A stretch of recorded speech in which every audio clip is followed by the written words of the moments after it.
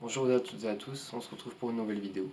Là c'est par contre un format un peu différent, là ça ne sera pas de l'exploration urbaine, ça sera plus sur un format audio. Donc ça sera en deux parties, il y aura une première partie ça sera un récit. Deuxième partie par contre ça sera un témoignage Reddit. Donc n'hésitez pas à me dire ce que vous en pensez dans les commentaires. Et sans plus attendre, je vais vous laisser écouter et regarder ça.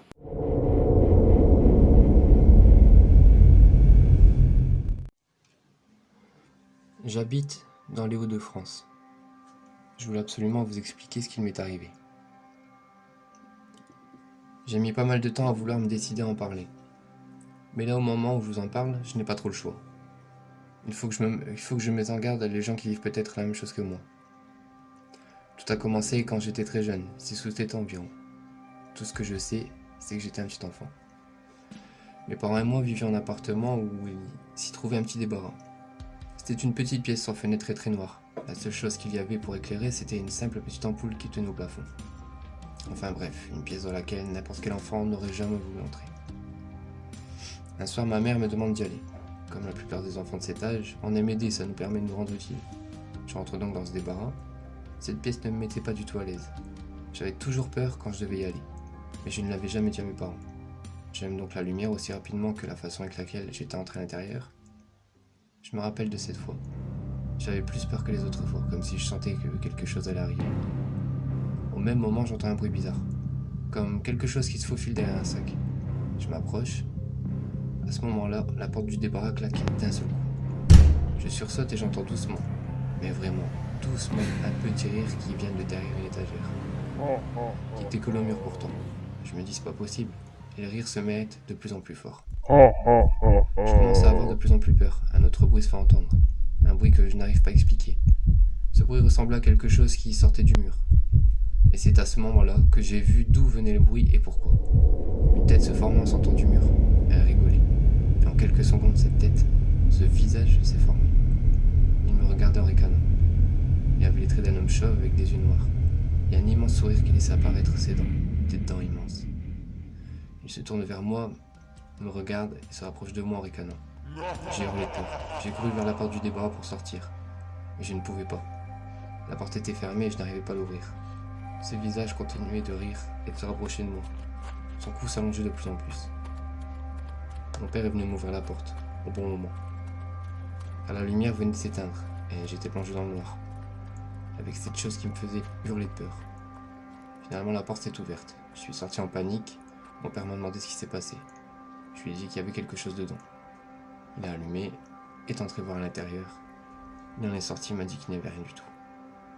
Il s'est approché de moi et m'a dit « Ne t'inquiète pas, ce n'est rien. Tu penses avoir vu quelque chose, mais il n'y a rien. C'est sûrement parce que tu as eu peur que tu as cru voir quelque chose. » Mais moi je savais ce que j'avais vu. Je ne voulais plus retourner à l'intérieur. Ce qui venait de m'arriver m'a traumatisé. Encore aujourd'hui, je n'ai rien oublié de ce moment-là. Suite à cet événement, je n'étais plus tranquille chez moi. Je me sentais angoissé dans chaque pièce de l'appartement. Il n'y avait personne, encore plus le soir quand c'était calme, ce que je n'aimais pas du tout.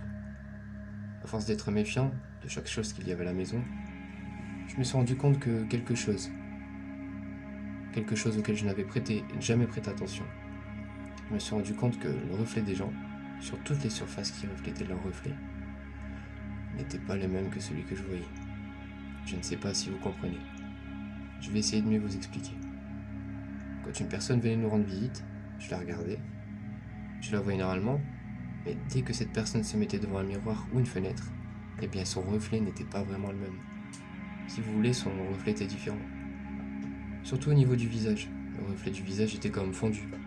Pour être plus clair, le visage de la personne était en partie, et à certains endroits, comme occupé de fondre. Comme une glace qui fond à cause de la chaleur. Je voyais la moitié du visage qui était bancal, fondu. Vous savez, comme les grands brûlés. Oui, c'est tout à fait ça. Je le voyais le reflet des gens, comme celui des grands brûlés. Cette découverte m'a fait peur. Je ne comprenais pas pourquoi je voyais ça. Surtout pourquoi je voyais ce reflet que sur certaines personnes. Je peux vous dire que j'ai mis pas mal d'années à comprendre et savoir pourquoi je voyais ça. Maintenant je le sais. J'ai commencé à me rendre compte que je voyais ça sur certaines personnes. En particulier sur les gens qui étaient malades. Et ça, je ne l'ai compris qu'après. Je m'en suis rendu compte au fur et à mesure. Ça a commencé avec mon oncle.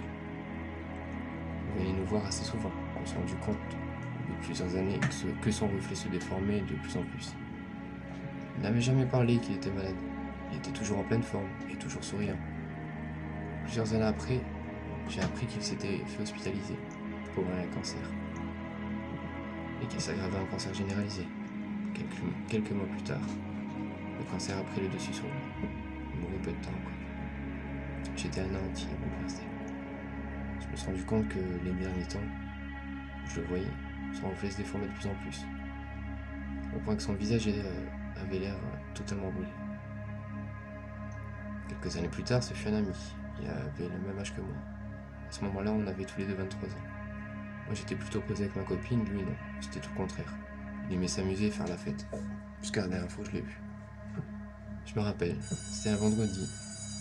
On était étudiants, lui n'habitait pas à proximité. Il avait 1 heure de route à faire. Il avait le permis et une voiture. Par contre, point de vue entretien de la voiture, il n'était pas du genre à se prendre la tête. Ce jour-là, il me montre un coup qu'il avait à l'avant. Je lui demande ce qu'il a fait. Il m'explique que c'était en arrivant, en route, pour arriver un lundi matin. Il s'était endormi en volant. Il avait tapé dans la rambarde de sécurité. Il s'était réveillé à temps. Il avait rattrapé l'écart et était arrivé ici sain et sauf. Je lui conseille de moins s'amuser le week-end, surtout le dimanche, pour pouvoir prendre la route en pleine forme le lundi matin. Il me dit « Ouais, je sais, t'inquiète. Ce week-end j'ai des trucs à faire, mais après ça j'arrête. » Je lui réponds qu'il me dit ça à chaque fois, mais qu'il doit y penser sérieusement. Tout en parlant, je me rends compte que son reflet sur la vitre de la voiture était déformé, mais très déformé. Je lui dis tout de suite « Fais attention ce week-end, si tu bois ou si tu ne sens pas de conduire, fais-toi conduire. » Il regarde bizarrement, me répond « Bah ok, t'inquiète pas. » On a parlé encore quelques minutes, après ça il est parti. Je me suis demandé pendant tout le week-end s'il avait pris ce que je lui avais dit au sérieux. Arrive le lundi, je ne le vois pas. Il va arriver en retard ou il est malade. Finalement, au fur et à mesure de la matinée, j'entends parler d'un accident de voiture. À l'heure du midi, un ami me montre le journal. Il me dit « Tu devrais jeter un coup d'œil ». En gros titre, il était écrit « Un accident a coûté la vie à 3 jeunes ce week-end ». Je me dépêche de trouver la page qui parle de cet article. Je la trouve, je lis l'article et vois avec tristesse qu'il s'agit de mon ami. Je me sens mal. D'après ce qui est écrit, mon ami avait fait une sortie avec 2 amis, mais il n'avait pas pris sa voiture. Il s'était fait conduire. C'est arrivé dans la nuit du samedi au dimanche. Ils avaient bu, sauf une personne qui avait fait le sam. Mon ami se trouvait à l'arrière, avec la fille. Et le chauffeur, le Sam, qui n'avait pas bu une seule goutte d'alcool, avait pris le volant pour les déposer sur le retour. Ils se sont fait frapper de plein fouet par une voiture qui était conduite par un homme en état d'ébriété. La voiture qui contenait mon ami a fait plusieurs tournées. Elle avait fini contre un arbre. Le souci est que mon ami n'avait pas mis sa ceinture et avait été jeté de la voiture. Le Sam et la fille n'avaient rien de grave, à part quelques blessures superficielles, un bras et une jambe fracturés. Ils ont appelé le pompier le plus vite possible. Tant que les pompiers arrivent sur les lieux de l'accident, mon ami était décédé. J'ai eu un choc en lisant ça. Je me suis dit, ce que j'avais vu de son reflet était peut-être bien un signe. Que malgré la façon bizarre avec laquelle il m'avait regardé, quand je lui avais dit de faire attention, il m'avait écouté. Je me suis posé plein de questions, me demandant si c'était un don ou une malédiction. Ce que j'avais appris lentement, après l'enterrement de mon ami, je me suis dit qu'il fallait que je fasse plus attention à ça. En plusieurs années, j'ai continué à voir ces choses sur plusieurs personnes, sur les voisins de mon immeuble, sur des gens que je croisais de temps en temps, en faisant des courses, en promenant, partout. J'y pensais tellement. Je regardais automatiquement le reflet des gens que je croisais. Avec le temps, c'était devenu automatique. Je me sentais impuissant. Je ne pouvais pas dire à chaque personne que je croisais qu'elle avait un reflet étrange, qu'elle devait faire attention car elle risquait de mourir. On m'aurait pris pour un fou. Je me dis avec le recul que j'ai peut-être été égoïste sur ça. J'aurais peut-être pu aider, ou sauver tellement de gens. Aujourd'hui, c'est différent.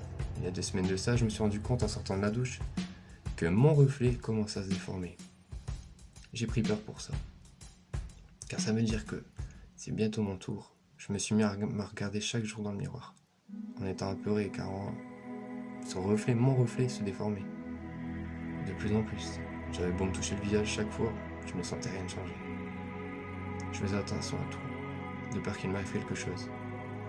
Il y a 3 jours, je me sentais mal, j'ai donc été voir mon médecin. Il m'a envoyé le plus vite possible à l'hôpital.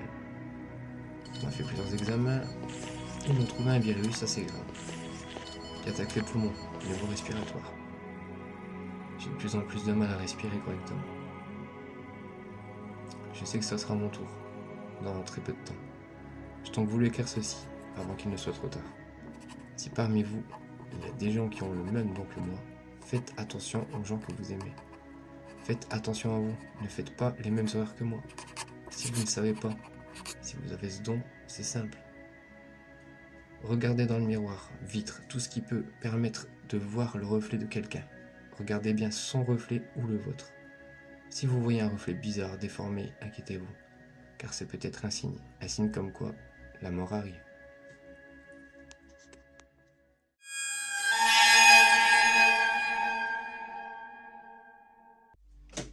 Quelle est cette créature ou esprit dans ma maison? Je me publie à partir d'une autre page Reddit pour avoir autant d'avis que possible pour comprendre cette chose. Nous avons emménagé dans cette maison en 2007, quand j'avais 11 ans. Je suis une fille, si c'est important. La maison était visiblement hantée dès le premier jour. Nous savions tous que nous n'étions pas seuls. Même mes parents sceptiques ne pouvaient le nier. Des événements tels que le clignotement des lumières, les animaux évitant les chambres, les événements auditifs, les coupures de courant et le comportement étrange que j'avais la nuit. Je ferai un article différent sur les autres événements hantés, si quelqu'un veut le savoir. Je sais que cette page concerne le paranormal. Les créatures ne sont pas exactement paranormales, mais je jure que cela est lié aux hantises dans notre maison. La créature dont j'ai rêvé est très étrange. C'est une forme noire, essentiellement comme un rectangle, mais les coins sont légèrement arrondis. Il est beaucoup plus grand que moi. Même maintenant, en tant qu'adulte, il semble toujours être tellement plus grand, comme si je n'avais pas grandi. Il n'a pas de visage humain. Je ne suis pas sûr qu'il ait vraiment un visage. Si dans mon rêve je le vois du coin de l'œil, je vois la longue forme noire avec une tache informe de blanc en haut. Mon premier rêve, c'était la nuit dans ma cour arrière. J'étais dehors, pour des raisons que je ne connaissais pas. Sur le côté de la maison, mon père et mon frère se tenaient sous la lumière à la recherche de quelque chose. Je les regardais depuis le mur du fond. Laissez-moi vous expliquer la mise en place. Notre cour est rectangulaire. De chaque côté, cour du rectangle, vous pouvez voir les côtés de la maison. Je me suis donc tenu contre la longue extrémité du rectangle, faisant face à la maison, de telle manière que je pouvais voir mon père et mon frère. Du coin de l'œil, j'ai vu la créature, et j'ai su qu'il était là. Mon père a commencé à m'appeler pour entrer. Il était à genoux et me tendait les mains, comme si j'étais un gamin. Il n'arrêtait pas de dire « Viens vers moi, regarde papa, regarde mon visage, ne le regarde pas. » Il essayait de garder son calme et de me faire aller directement à lui, sans regarder la créature. J'ai fait ce que l'on m'a dit, tremblant quand je passais devant la créature, étant soulagée mais confuse. Quand je suis arrivé à lui, la créature était toujours debout, à nous regarder, et nous n'avions pas regardé directement. J'ai demandé à mon père qui c'était, et pourquoi je n'avais pas le droit de le regarder. Mon père avait l'air très sérieux, et m'a dit « Vous ne le regarderez jamais. Il sourit pour attirer les gens, et sourire en retour apportera un désastre. » Dans le rêve, j'ai commencé à appeler l'homme souriant. Je sais qu'il y a un homme souriant aux bras et jambes effrayantes, mais cet homme souriant n'est pas le même. Il ne bouge jamais. Vous ne pouvez pas le regarder, car quelque chose de mauvais va se passer si vous lui souriez. Je faisais beaucoup de rêves où il était dans ma vision périphérique. Je me levais toujours dans mon rêve et m'éloignais de lui. Je savais instinctivement qu'il y avait quelque chose qui n'allait pas chez l'homme souriant. J'avais l'habitude de parler de lui. Tout le monde le considérait comme un ami imaginaire, effrayant. J'avais créé pour me sentir mieux, m'éloignant de tous mes amis et notre famille. Après un mois à avoir fait ces rêves sur l'homme souriant, j'ai commencé à faire peur à mes parents. Un soir, je me suis couché à 21h. Je me souviens avoir regardé dans un coin de ma chambre et me sentir comme si je devais le regarder. Mon père est entré dans ma chambre à 3h du matin. Il m'a trouvé parlant une langue qu'aucun de nous ne connaissait, tout en regardant le coin. Mon père dit que j'ai même fait des pauses, comme si j'entendais une réponse. Il m'a fait sortir de cet état en allumant la lumière.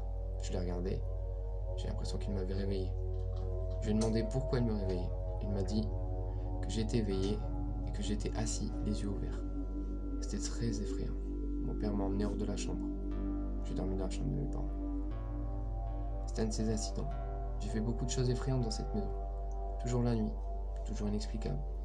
Mon père a pu expliquer à une amie qui était une experte en langue une partie de ce que j'avais dit. Elle pensait à partir de certains mots que c'était du roumain, mais elle ne pouvait pas être sûre sans entendre des phrases complètes et une prononciation plus claire. Je suis parti pour l'université en 2017 et 2019, cette année.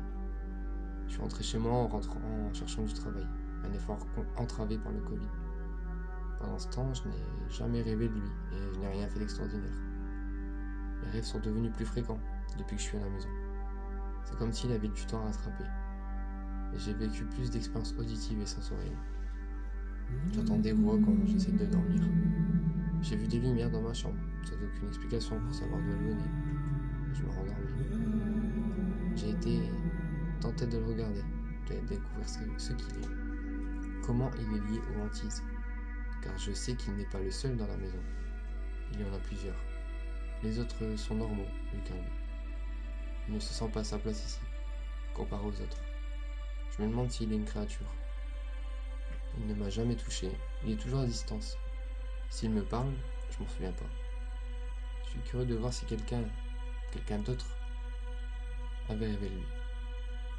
Ou est-il unique chez nous? Car s'il était libre de se déplacer, il m'aurait sûrement suivi à l'université. Quelqu'un sait qui il est. Quelqu'un sait ce qui va se passer si vous lui souriez. Il a été suggéré que c'était un babo ou un épouvantail. Mais cela ne correspond pas à la langue de mon somnambulisme. Et à ne pas être autorisé à le regarder, étant adulte maintenant, et le voyant encore.